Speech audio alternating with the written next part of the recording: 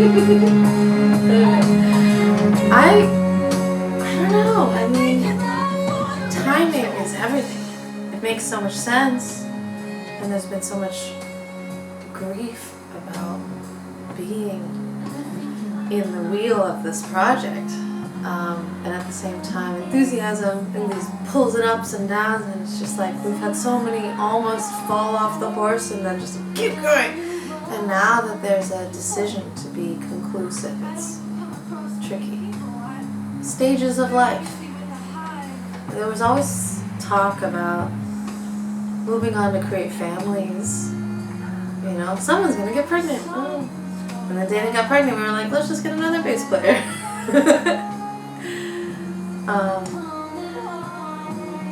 You know, just the decision to be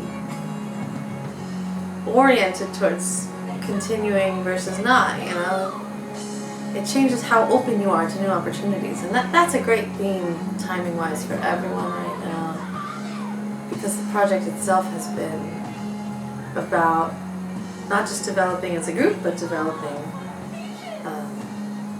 individually because of our influence with one another.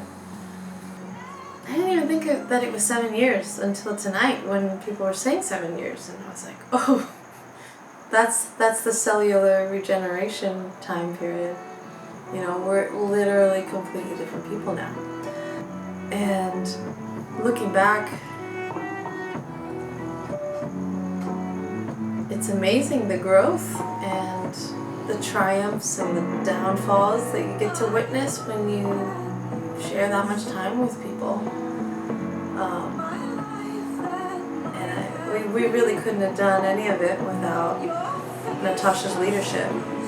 The way that she brought us together culturally, you know, orientation towards the divine, through the lens of all of these Kate Bush narratives.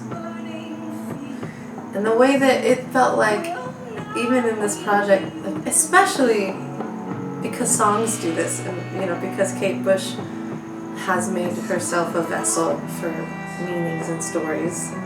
It's so funny how, from the get-go, we always said this, at the very beginning, Natasha assigned us songs, and each one of us reflected in that first tour about how each song was like exactly what we needed for that time in our lives. It just keeps happening. Serendipity. They're so important because they're exactly the reflection of whatever the tumultuous time was, or some yearning for a great overcoming of something. The strength in Kate Bush's music, right?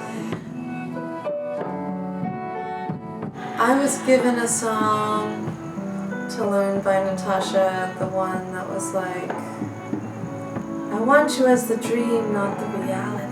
I want you as the dream, not the reality. My partner at the time, I had for 6 years, we had broken off, and then it was like that song came, and it was just, I was able to really embody that song because of that. I'm always just finding a way to be like, this is exactly what I need.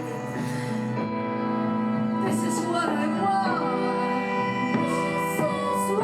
This is where I need to be. This is what I want. Then I go through another breakup with this alternate reality person who is the exact same trauma that I experienced from the other partner, and it was like a repeated cycle. And then the exact same timing of these two breakups that are like a couple of years apart, I'm asked to perform this song. And I'm like, why is God such a jokester?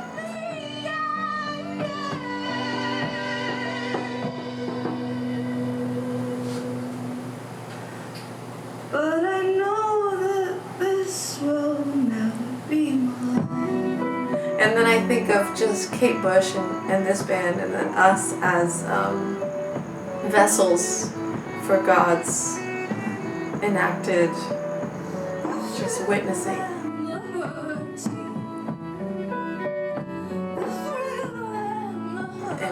know, these messages are sent to us so that we can, and as artists we're supposed to be vessels for messages and catharsis and feeling, and it's just like, this is the role that I've been asked to do, and like messenger to messenger to messenger, every person as we touch one another, and you know, especially Natasha as a delegator, and it's like, well, it came from her, but it came from the world, you know, and we're just moving energy.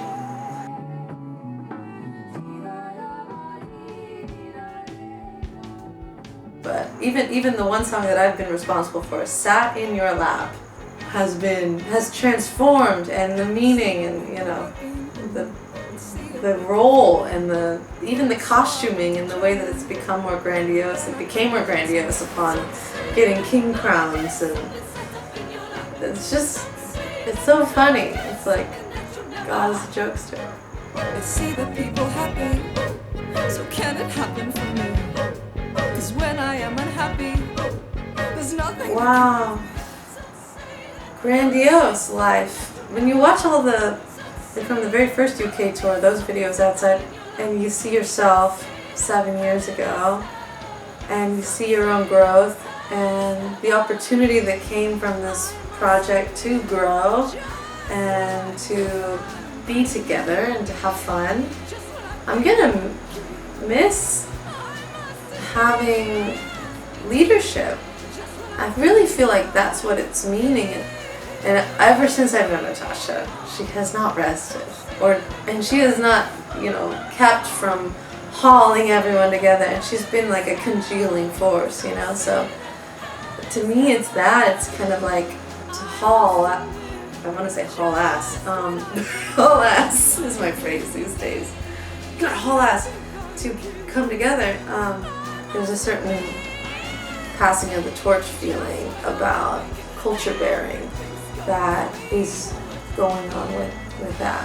I've wanted to step up as a culture bearer generally, and I have done so, but it's like more and more, it's like, okay, this is what it really means. It's just like at some point also you put it down and you hand it off and you move things, and we're still going to get together. It's just like, who's going to initiate, and where will everyone be geographically? That much. When things are breaking down and on fire and like transforming, it's total chaos and it's devastating, and at the same time, like 10 fingers and 2 eyes, you know, and the brilliance. It's all there. Yeah. Up the ladder to Bethlehem, to Salisbury, a monastery, the longest journey across the desert, across the weather, across the elements, across the